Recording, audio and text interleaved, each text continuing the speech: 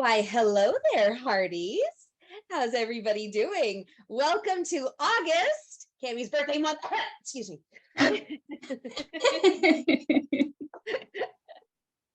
We are so excited. I'm really excited for this one. I am Cammy Clements, the Hooked Hearty. You all know my lovely co-host, Sarah, the Hawk-eyed Hearty. And today, what episode is this again? And today we will be discussing season 3, episode 4, A Time to Speak. Okay, I'm fine. Season 2 and season 3 are like the hardest seasons to figure out which ones are which. The episodes get all these different numberings on IMDb and Amazon and on Hallmark Movies Now if you're trying to watch it. Oh, I feel so bad. We tried to do the rewatch and several people were watching the wrong episode last week. So we'll be a little bit more clear in the future. So if you are counting New Year's Wish as one movie, as one episode, it's episode 3. If you're going by the season premiere as episode 1, then this is episode 2. Okay, enough said. We're just going to use the titles from now on. Good idea. All right, so we start off picking up from a very big cliffhanger. There was, especially for early in the season, you don't often get those big things till the end of the season. Yeah, so that was a season premiere, and boom. Surprise. And I had forgotten, since it had been so long since I'd seen this, but when we started watching this episode where it picks up at the beginning, you find out that really Abigail and Elizabeth are not currently aware at the beginning if this is a current wanted poster or not. So if you're looking at it from the fact of, oh yeah, he told me that he had some run-ins with the law before, I know he's been in jail, all of that, you could come at it with the, oh, well, this is probably old. But when you don't know a person very well, and you can tell they're still, you can tell they're still keeping something from you. And then you see this, it's a little bit more nerve-wracking because is this new? Is this old?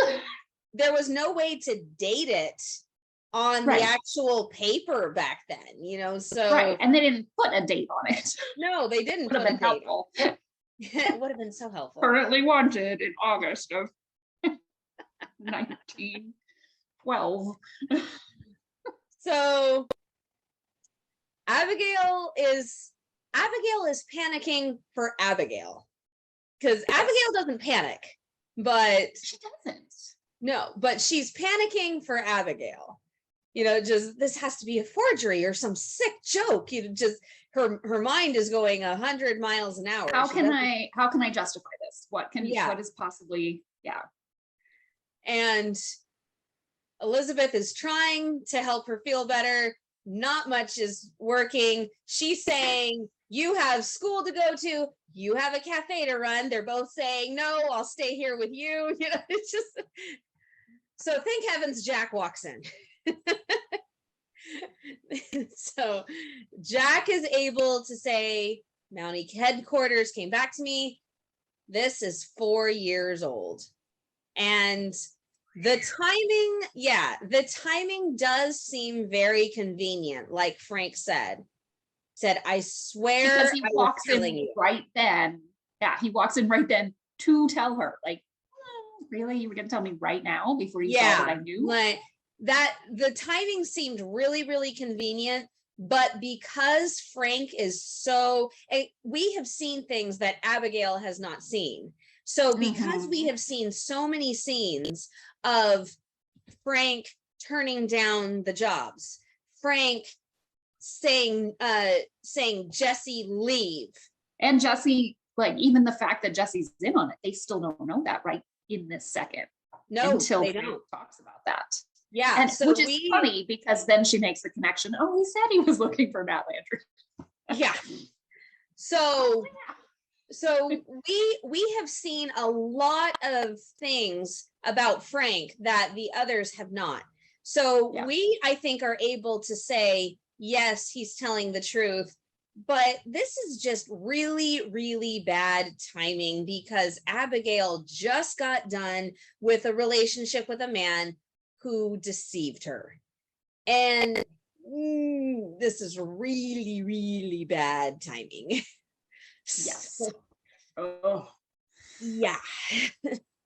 So I think Abigail was really wise in saying that she has to think about it because she wants to jump in and say, yes, I'll stand by you. But on the other hand, she doesn't know if that is the wisest choice. And so she says, I'll have to think about it. But that's Frank looks disappointed, of course, but he looks completely understanding.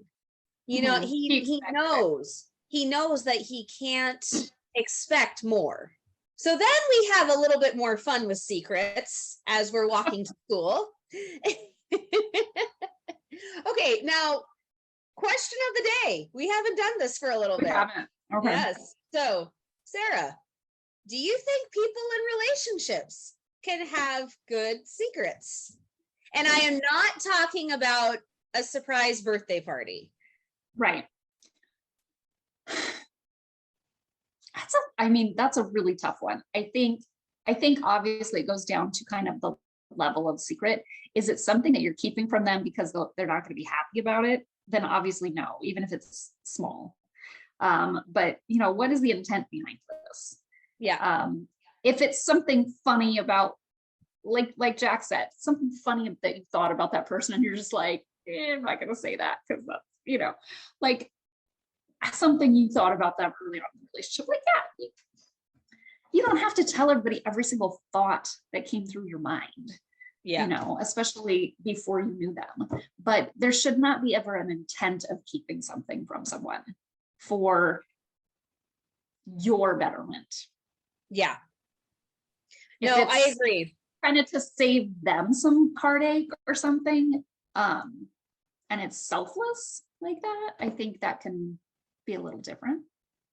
Yeah, no, I agree. I think that there are definitely different levels of secret keeping, so yes, it's possible to have a secret from your significant other, but you got to be really, really careful about what you choose to keep and what you choose to say. This is more of a lighthearted one. I once found out about a gift that my husband was going to surprise me with, and I didn't tell him. I didn't tell him that I knew about it because I knew that he really, really wanted to surprise me. And there are times when I wish he would do that because he doesn't. He's like, I figured that out. I was like, oh, yeah, you didn't need to tell me that. Right. And the other thing is like, I think that it's definitely okay if there's times where you're like, I'm not going to tell them this yet because I know that they're, they have a lot going on. Yeah, there are appropriate times to share secrets. A second date is probably not the appropriate. Exactly. Time. You probably, Frank told Abigail quite early on that he'd been shot and he'd been in jail. Yeah. Like, that was maybe even too early. Maybe. It's good to know these things, but there's also a point where people will close themselves off to new situations if there's too much uncertainty.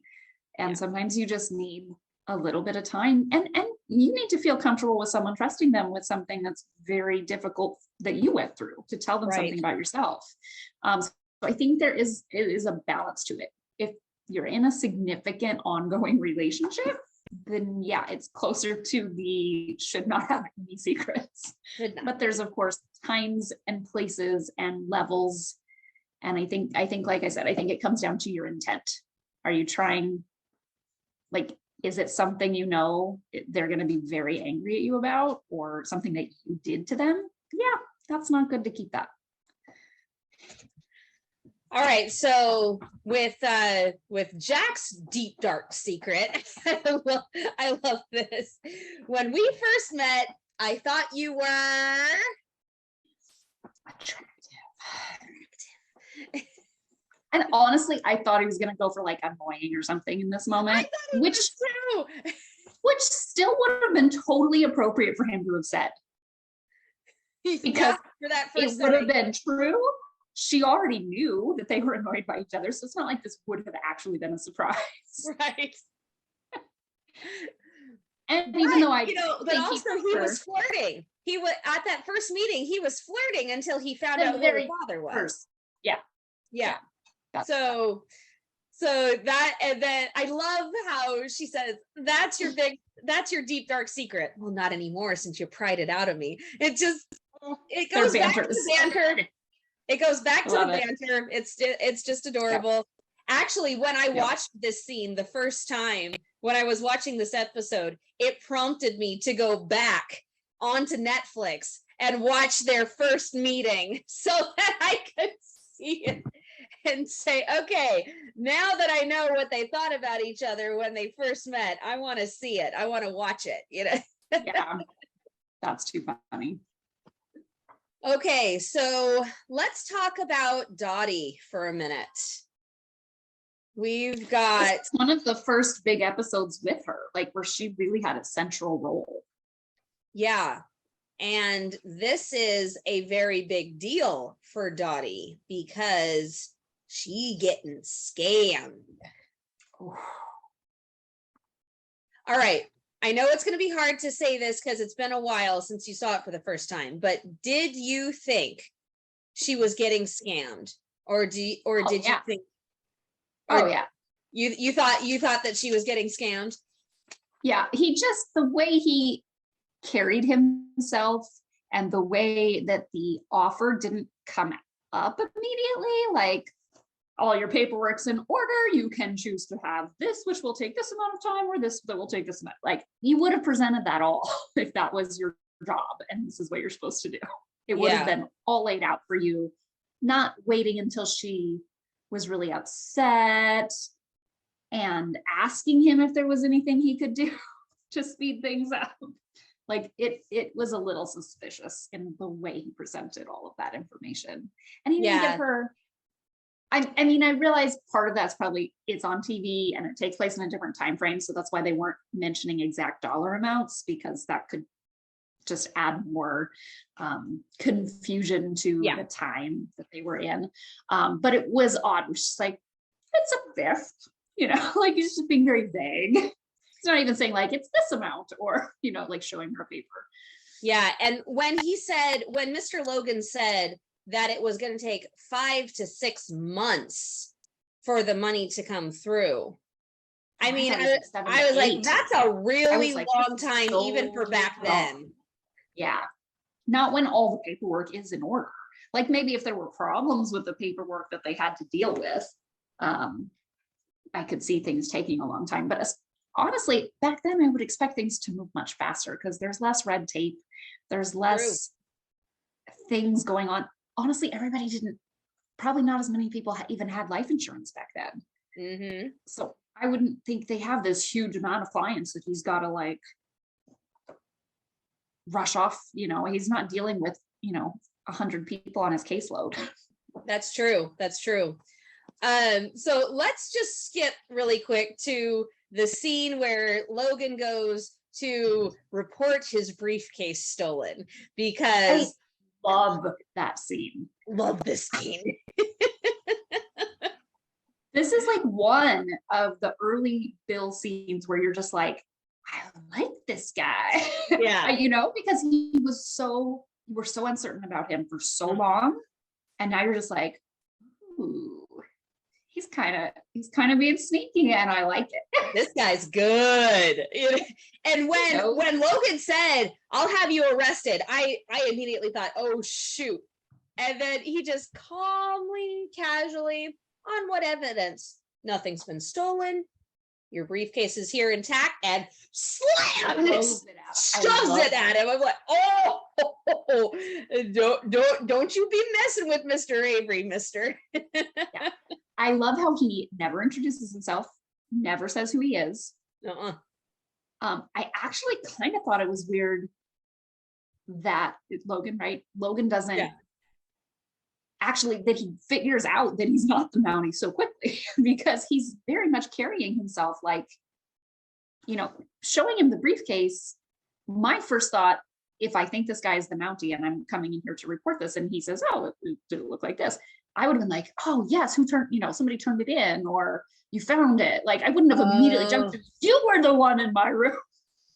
I think it was the look in Bill's eyes, because he wasn't doing anything to try to hide that it was him. Yeah, but it was just like, wow, he figured that out really fast.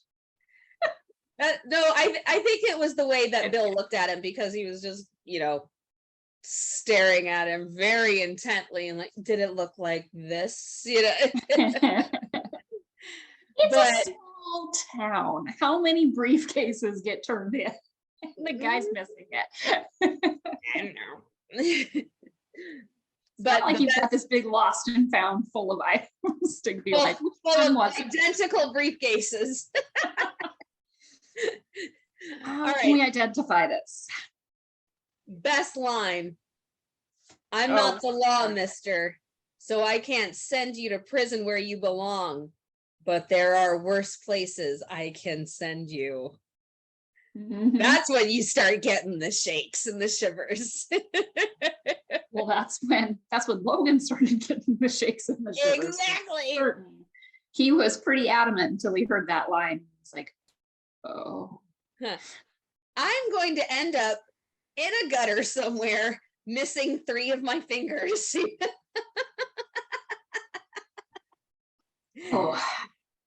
One calls the heart after dark. So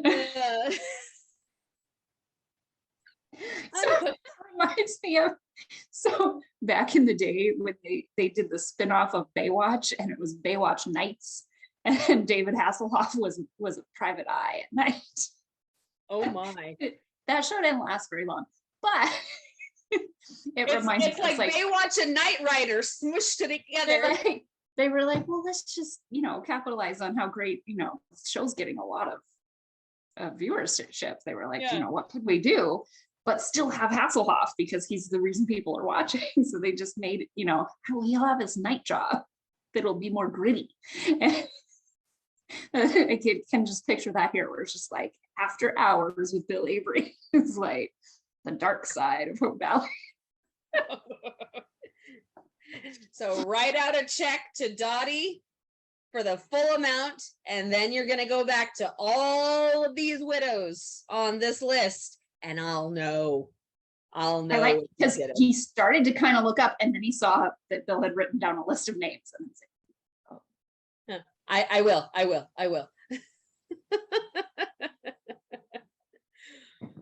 Okay. So we got that all figured out. We got that situation handled. And then Bill turns the check over to her. She's so relieved. She wants to know, but she doesn't want to know. It's not like, don't ask. Ignorance is bliss. This is another moment where I feel like she did know more of what Silas was doing, because she seems a bit more understanding of the reality of a lot of the ways of the world. Oh, yes. Yes. Like, what did you have to do? She knows something had to happen. And with her newfound wealth, she wants to open up a dress shop. The very first time we hear about said dress shop, which we now love the dress shop. Right? Big staple of Hope Valley for many years. Totally. So speaking of money, there's a lot of money talk in this episode, because we have busybody Lack the of little money. Miss trend that's going on right now. We have little Miss Busybody who thinks she knows exactly what's going on with her boyfriend's business. And she is taking steps to help him economize, trim the fat, tighten his belt. I will give her credit. She did ask him if she could do it, which honestly surprises me. Yeah, that's true. Yeah, that is one good thing that she actually asked, but it's really funny that she never once thinks to ask him about any of it until Elizabeth says, talk to him about it. Ask. What? Ask. I mean, she just jumps in both feet first. And why is Lee taking out a loan? Hickam, his foreman, has no idea. Now that actually is surprising. That is surprising that the foreman has no idea. I'm sure that he told him, but I mean, he may have not even been done filling out the paperwork yet. I'm actually suspicious, just the tiniest bit, that Hickam was just acting like he didn't know because he wasn't sure he should tell Rosemary why. Oh man, that is probably so true. Because Lee is constantly like, don't do what she says. You don't have to do what Rosemary says, Hickam. But yeah, she says, she asks about the mercantile bill. He says, oh, it's probably under all of this paperwork. I'll get it taken care of. So it's just a misunderstanding. Yeah. And then she finds paperwork on the desk. Why is Lee applying for a loan? Immediately, there's trouble. Yeah. It's season 3 Rosemary. That's kind of where she's at in this part of her life. So she is saying, we need to rent out half your office. She is saying, sell the scrap wood. We need to sell the scrap wood, not burn it. And so Lee will end up getting hypothermia. There is one It's a balmy day. You won't even feel it. Wear a sweater. There's one pencil and one sheet of paper, and it looks like even a half a sheet of paper. I'm so sorry. I was using the pencil. But the scene at the end makes it beautiful. It really does. And this is 2 episodes in a row with really good Lee and Rosemary scenes. Absolutely. They're really setting up the progression of their relationship. His gasp, you think I'm going broke? Kevin is the best. I love Kevin. I love seeing that kind of that progression of Lee of like starting to figure Rosemary out this season. Like, so that he knows how to act in future episodes without going through all of this first. Yes, there's a clear like gaining understanding of how those wheels are turning in her head. But I know about your financial problems. What financial problems? I'm doing fine. You know what I mean? He's like, what on earth are you talking about, woman? And then finally, he thinks, oh, that's what this is about. You think I'm going broke. You're not? No. No, not in the least. So really big gesture on her part. I love that she is the one that brought it. He never would have ever suggested. No, he never would have reneged on the deal. No. Ever. No. It would have taken him a little while probably, but he would have done it. She says, you don't need this big expense right now, and rolls up the Valley needs a bigger sawmill. It doesn't need a theater. I object. I think it does need a theater, but that's just me. I think it would have been better to just say like, let's delay this or but instead she's just all like, nope, we're not doing it. And I'm like, what? Well, no, she said, I mean, he says one day I will build you the biggest theater this side of the Rocky Mountains, which is lovely. And better happen. I'm telling you. I'm gonna be Brian, you're about to get up Brian Bird. I don't care if it's the final episode 15 years from now in the series finale. There better be a theater built in Hope Valley. Why do you care more about this than I do? It's the principle. He said he would do it, and Lee is a man of his word. That is true. That is true. And it's been and it's been talked about since season 2. And it's one of those things that you need closure on. You cannot end this show without a theater. If the show ends unexpectedly for a horrible reason at some point, there needs to be a follow-up movie about the theater being built. This is a big deal for this woman. The theater is not escaping her Hawkeye. There's like a handful of things I think that Hearties would probably agree. If you were like asked, if you did a poll, we could do a poll. Top 5 things that have to happen before the series wraps up. That would be one of them. I think asking all Hearties, I think that would be, if you gave, that would be there. And right after that, we need a dream sequence with Jack and Elizabeth and him bouncing his son on his knee. that would fulfill me greatly. Moving on. We're talking about season 3. Let's go back to Frank for a minute, because I think that Frank showed a whole lot of character in this episode. Oh. And I really listened to his speech this time. So many times I just kind of skim over it, like, yeah, that's nice, those are sweet words. But this time I really, really listened it. I really listened to it. I should have trusted you with the truth. They say the measure of a man isn't by his mistakes, but what he learns from them. And he did this very short little list of the qualities of Matt Landry versus what Frank learned to become because of these failings in Matt Landry. From his anger, I learned kindness. From his greed, I learned generosity. From his indifference, I learned compassion.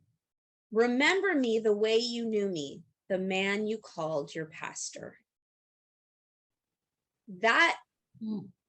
And this after he had been tossed out on his ear in a private closed meeting. Everyone who got handpicked, Gowan knew that they were going to vote him to be fired.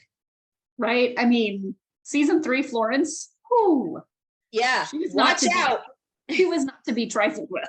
She was not to be trifled with, especially when she had already been fooled by a fake Frank Hogan. Yeah. Yeah. So, she really didn't soften for a couple more seasons at all. Yeah. It took her a while to soften, and that's I mean that's one of the great. I think this is I think one of the reasons. I mean, this seemed to affect her. Yeah. It wasn't a major focus of the episode, but you could see that like she was bothered by the fact that they had like treated him this way without recognizing that he had changed. And I think that did affect her. And it was that conversation with Abigail that I really think snapped her to attention and woke her up. She's like, oh, we did do that, didn't we? Yeah. But Gowan, on the other hand, okay, please explain this to me. I will try. Gowan fires him Yeah. in a secret meeting. He Private goes meeting. and he says, "You're out. Scram." And then he comes back after a meeting that Abigail organized. He did not organize that meeting. Elizabeth and Abigail and Jack organized that meeting. Mm-hmm. And he has the nerve to come up to Frank and say, "You didn't dodge a bullet in there. I shoved you out of the way." I think he feels like he has so much power in this town that him not speaking out against him He was a favor. stood to say that he should be reinstated. Therefore, his I word is law. went back on my original, what I wanted to do to, I support you now. That is, you be grateful for me. Like, what? Are you Zeus? In his mind at this point, I think he does think he is a god. it is not until late in season 4 that I think he shows even an ounce of any sort of thought for others. Well, he's showing thought for Nora a little bit. But that is tied to personal gain. I was just about to say, but that is for very selfish reasons. Yeah. No, you're right. You're absolutely I don't right. think that's ever been, I don't even know that was true care for her. Yeah, probably not. So, and this is one of my favorite lines in the episode when Elizabeth says, "I'm a teacher, time for a lesson," and she just goes and she sucks it to him. "This is a democracy, Mayor Gowan." I'm like, whoa, somebody has got a fire up. And I love how Jack like started to maybe hold her back, and then he's like, "No, let's see what happens." And speaking of Jack with the whole Gowan situation, so at the very beginning of the episode, we've got Gowan telling Jack to tell Frank to leave. Like, "You do this." He's trying to put the dirty work on Jack, and "I'm sorry, I can't do that, but have a good day though." I'm just like, suck it to you, Mayor Gowan. As much as Gowan is not a good guy right now, he is smart. He's smart. If he can get someone else to say something that he wants to be said, then nobody can be mad at him. Nobody can hold it against him. It really was quite brilliant to attempt to get it was law. A nice try. Nice try, Mayor. You failed. And not nice only try. a different person to do it, but the law. Then it will be interpreted as unlawful for Frank to be here, and nothing anybody can say about that. Yeah. It was a good try. Nice try. Might have flown with another Mountie. Never know. But not Jack. Not Jack Thornton. Nope. Another place where Elizabeth has some really good words, even if they kind of got put in her mouth. She flourished them a bit, but I could use "You're strong. You'll get through this." This scene between the two of them is so adorable because Abigail has been there for Elizabeth through all of these ups and downs with Jack. Yeah. And so Elizabeth really is being given the chance to return the favor. And, she is being that person that Abigail can be completely open with, because that's what Abigail has been for her. Exactly. And so she said, can I ask you what you're feeling? I don't know, so don't ask me. Then I won't.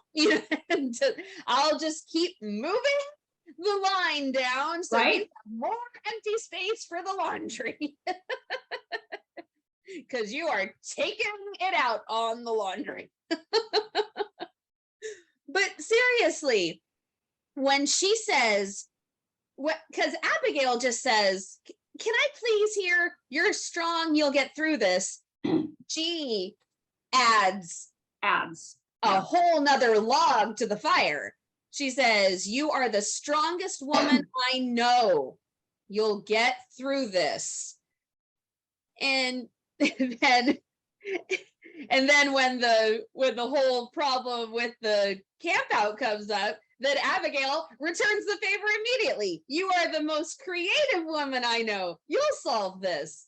And for anybody who missed the tweet on the rewatch night, I'm watching What Calls the Heart, just happy-go-lucky, and then all of a sudden I see this tweet pop up on my screen and I almost burst into tears. You know, you did that. I did that. Cammie and I over the years have used these lines with each other quite frequently in our everyday conversations about struggles we're having.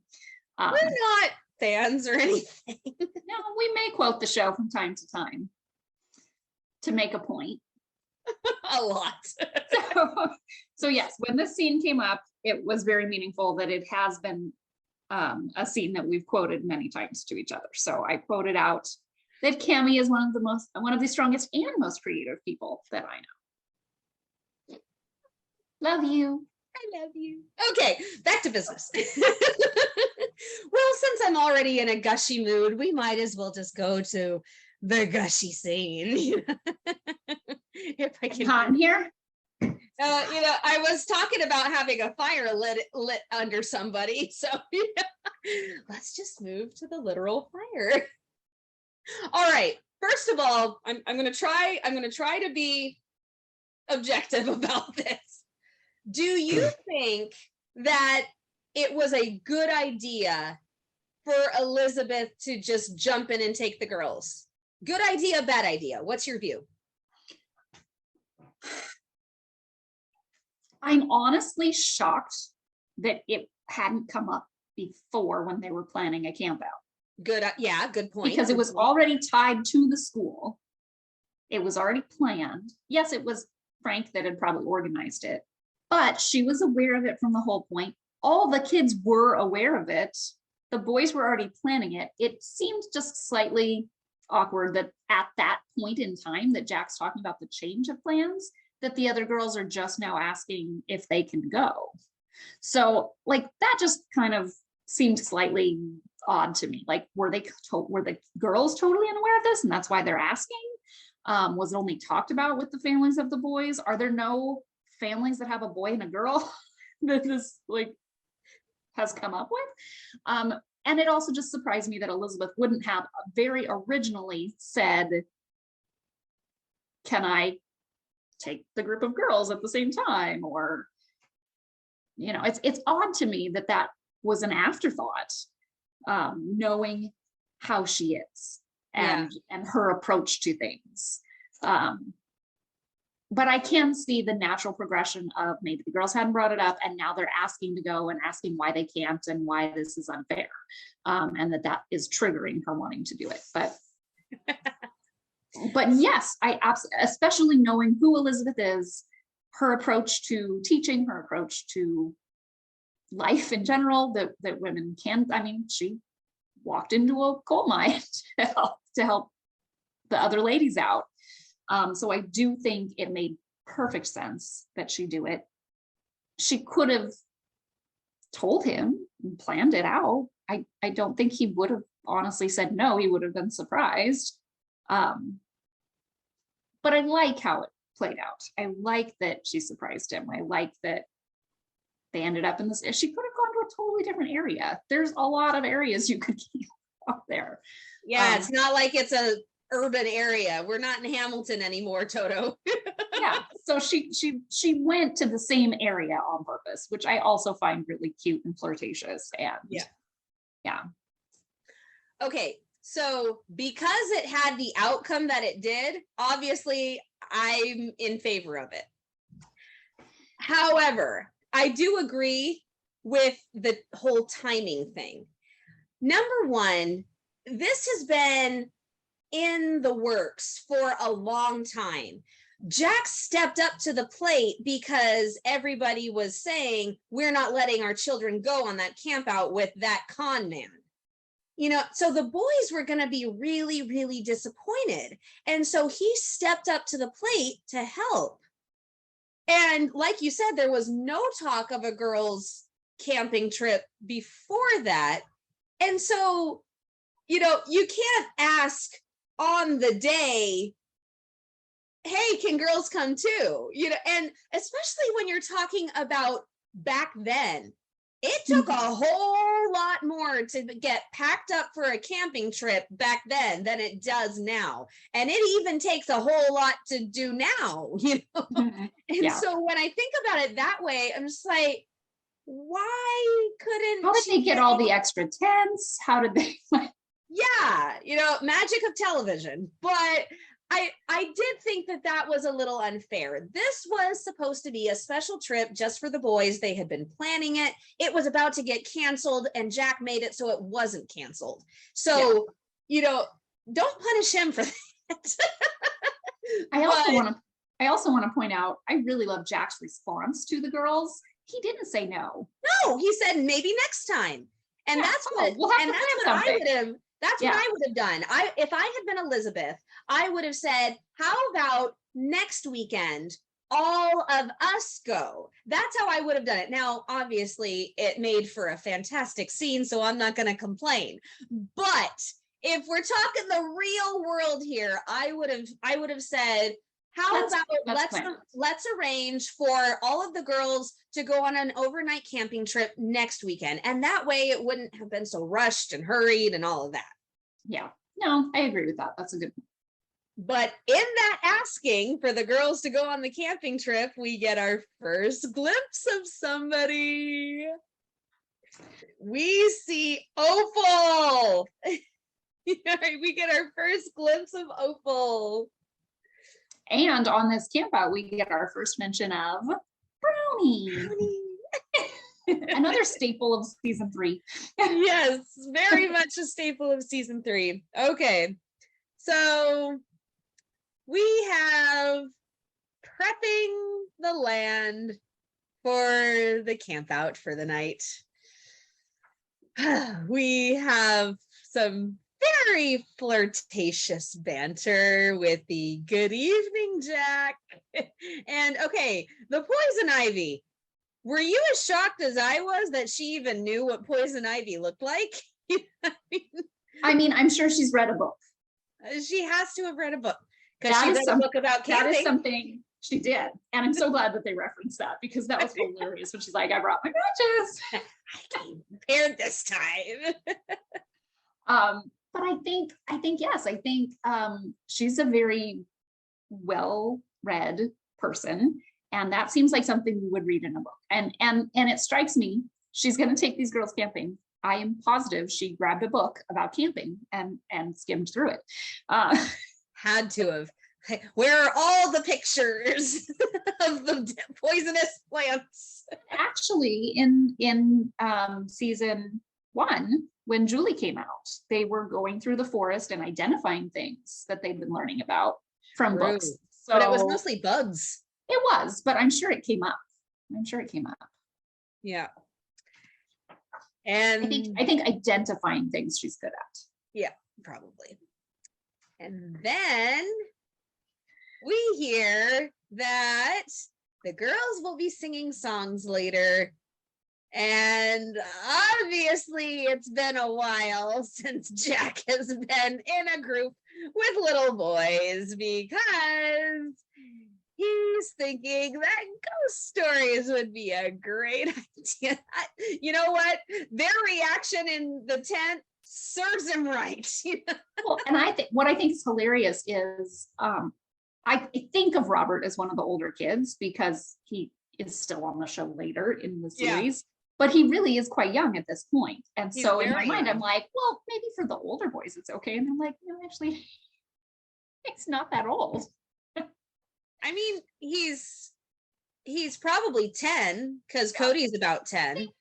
And the other side to this is you've got a wide range of ages here. And so you could tell ghost stories with boys, but you would tailor it to your age group. It's hard to tailor it to such a wide range. When you've got a 6-year-old and a 12-year-old, Yeah, something that you could do something that's just a tiny bit scary that would just be the right level for a 6-year-old. But then the older boys aren't gonna think it's scary. So that's a little tough. My 9-year-old right now is reading like some scary ghost stories, and she loves it. She loves it. But I think it's the right level for her age. Yeah, see, my 11-year-old, she could handle ghost stories, but not really gory graphic ones. But the ones that Jack was telling, yeah, she could probably handle it. My 8-year-old, not a chance. It just, everybody's personality is different, and yeah. I still say serves him right.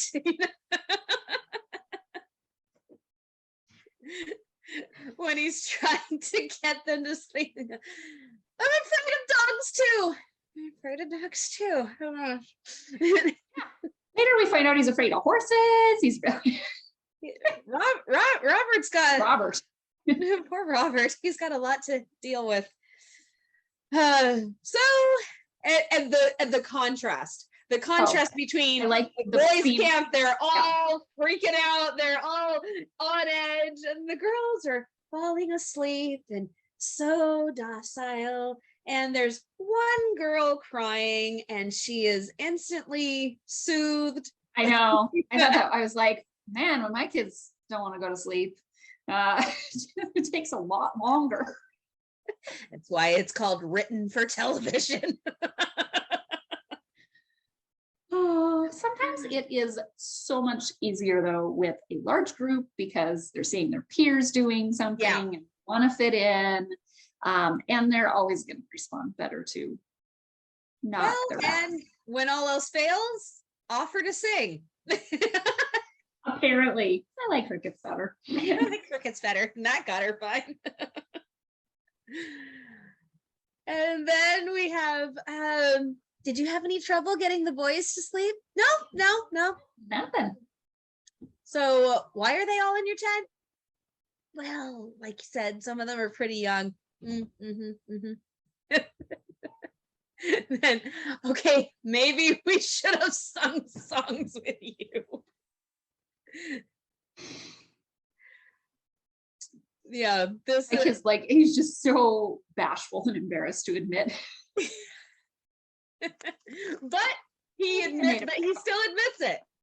He admits it, which is totally adorable. And that's one of the things that I love about Jack, is he's not afraid to admit when something goes wrong. It takes him a little bit sometimes, but he'll still eventually let it come out. Yeah. Especially Dottie. And then my favorite scene. Oh boy. How many times did you watch it when you were? I refuse to answer on the basis that I may incriminate myself. Or beyond that, Tammy. Not telling. But, however, I did rewind it enough to make a list. Oh, okay. I can't wait to hear it. The pros and cons of the city, and the pros and cons of the great outdoors, which I thought is very interesting that Jack listed the pros of the city and the cons of the great outdoors, and Elizabeth listed the cons of the city and the pros of the great outdoors. Just like, I mean, it needed to happen. Oh, he's testing. He's testing. Of course he to is. See, her comfort level in different places. Yeah, so it was perfect. But you look comfortable here. And so the pros of the city are mansions, motor cars, French boutiques, civilization. But Elizabeth says there's no noise out here, no big crowds. And then Jack lists the cons of the great outdoors: bugs, bad weather, and wild animals. But then Elizabeth jumps in: bright stars, babbling brooks, fresh caught trout. And then Jack, oh gosh, okay, I'm okay. Oh boy. Jack makes a list of everything he wants in this home that he's talking about. Oh, stove, a bathtub, an ice box, which I think that's a joke from when she was moving in, because she asked if it was a housewarming gift. Yes. Like, I could really use an ice box. And then she says, nice, warm, comfortable feather bed. Which is something he had said before. About, which they had talked about before that as well, hadn't they? Isn't this the second? I think so, yeah. And then he has to just throw the match on the lump of coal, doesn't he? With waking up next to the one you love every morning.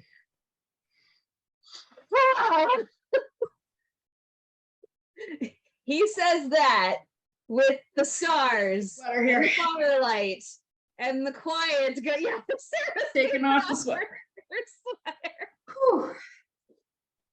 Oh man. And just after all the season 2 struggle, after seeing Charles propose, after seeing them get through Charles proposing and them coming to a happy place by the end. Not even that, the actual physical fact that they spent so much time in the city in season 2, I think that is the moment when you're like, that's what makes it flow, is the whole season. This whole season, he thinks she's wanting to be in the city. Mm-hmm. And we're all going, why are we in the city? Yeah. For that scene, for this moment at the campfire. Well, and he knows what to list because he has experienced it with her. With her, not just been in the city before, he's been in the city with her. Yeah, he's not just naming things off that he knows are in a city. He saw her come out of a French boutique. Yeah, well, he knows that she probably went to a French boutique on one of those They were carrying all those bags when he and Tom got thrown out of the bar. Exactly. Literally. And then you have something that Dan is so good at, the look in his eye that he can't live another minute without kissing her. Oh, it's the lip stare. Every single time. The lip stare. Oh my gosh. But just that look that he gets on his face where it's not desperate, but it has the hint of desperation. Like, I have to kiss you right now. I am so overcome with love for you that I have to kiss you right now. And they just have that such romantic kiss by the fire. And then he sneaks that little kiss in right at the end and she scrunches up her face. It's just cute. It's just adorable. Cute. You cannot watch the scene and not smile. You just, no. I dare anyone listening, try to watch that scene and not smile. It's adorable. It's absolutely adorable. I will say there's a range. You know, we have the people who will just smile, and then you go to the people who will end up on the floor like Cammy. Yeah. Actually, no, wait. No, there's the smile, there's the puddle on the floor, and then there's Cammy way up here. No, that was the wedding. You could be there twice. I could, couldn't I? Oh my goodness. And then you have this beautiful conversation between the two of them. And then she adds on to it by talking about her dreams. And the first time that Jack heard these dreams. Yeah. Well, not exactly. Because remember, he helped her move in. And she said, now that I finally have some peace and quiet, I can work on my book. So, yeah. So, but it's the first time that she's talked about what she wants to write. Yeah. And then you've got his full support right there with 2, not 1, but 2 kisses on the forehead, which are some of my favorite because they are just oh, there's such a sweet gesture, you know. It's kissing on the forehead or the top of the head or kissing on the nose. You know, it's just it's more intimate than the cheek, because that's, you know, that's something friends do. And that's what, you know, in some cultures, that's what you do when you first meet somebody, is a kiss on the cheek. I lived in Central America for 3 years, and it took me a very long time to get used to that. Who are you? I know, but every single time you got a kiss on the cheek when you met somebody. That's how they greeted you. And so but a kiss on the nose or a kiss on the forehead is just it's right up there with a kiss on the lips in Tammy's book. Okay. And dreams have been known to come true. Dreams have been known to come true. So you put all of this together.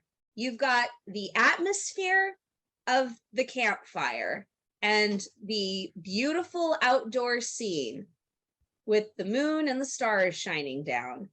Kids are all asleep. And you're acknowledging the growth in not only her, but in the relationship. And acknowledging the growth in him. You know, I mean, he's talking about all this stuff that happened in the city without any resentment. And he had every reason to be resentful in the city against all of these signs of wealth. So you have this beautiful atmosphere. You have this knowledge of their growth. You have this fun little conversation. You have a passionate kiss without going too far. It's the chastely hot thing, right, guys? And then you have talk of dreams from both of them. Yes. And the support that they both have for one another's dreams. It's just, I mean, this goes way beyond, this scene goes way beyond just we're making out. It goes way beyond that. You might say it's heavenly. I might say that. In fact, I would, if I were a gambling woman, I would say that the odds are completely in your favor that I would say it's heavenly. How many references did I put into how many different books? Okay. So while we're talking about these two lovely people, why don't we just go to the final scene? Beautiful way to close out the episode. The final scene for our final scene. I have to admit, I have in my notes here, final scene, heart. That's all I needed. Because what was the first thing you noticed, Sarah? Well, you cut to this scene and they aren't focused on the couple right away. They're focused on the table in Elizabeth's house, which has the photograph that Jack took of them when they went on their walk in season 1. And it's in this lovely ornate frame that she's got in a very prominent location in her home. Very sweet callback of a very lovely moment early on. Well, and it also makes the set dressing mean more, you know, because that's when you know that you've got a really great set decorator, because you fill it with things, you fill the set with things that are going to mean something. And that's one of the things that they actually teach you as an actor, is when you walk onto a set, you start assigning sentimental reasons why you have all these things. And it just makes you feel more at home on a set. And it makes you get in character. Yeah, it makes you a more rounded character. Yeah, if you have all of these experiences of why you have all of these objects. And anyway, so, but yeah, and like you said beforehand, this is the first time we see a photograph of the two of them. because the first time we see a photograph, it's just her in Jack's book when he's writing her a letter in season 1 when he's heading to his other assignment. And then we see the drawing of that he made, that he drew, which was probably from this photo. But oh yeah, I have no doubt it's probably from this photo, but it's a portrait. Is the actual photo. Yeah. And now we have the actual photo that's sitting there in her home, which I think is, it's just beautiful the way they just took a second to show this is up in her home. This is how the relationship is going. Yeah. And then you've got Jack saying, the place looks great. So do you. I mean, I don't think that he's capable of giving a compliment to her surroundings without giving one to her too.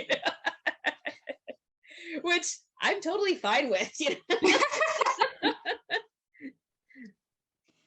Yep. And so I mean the vase. Right. She says it's perfect. It's perfect just the way it is. He says, just like you. The place looks great. So do you. It's just... Yeah. Well, I mean, I like the consistency that he does that because that's real. It is. Humans have habits of ways that they speak, of things that they say, and it would be it's easy sometimes in a TV show or a movie for writers to get away from that because they're trying to have a variety. They're not trying to repeat themselves, So it's easy to get away sometimes from simple mannerisms that are real. Yeah. And I think that is one way that you can see that consistency in Jack, is that it's totally different line, it's a totally different situation, but he does the same type of thing. Yeah. And they're finally getting a quiet dinner together. Finally, that is something to cheers to. So home is where the heart is.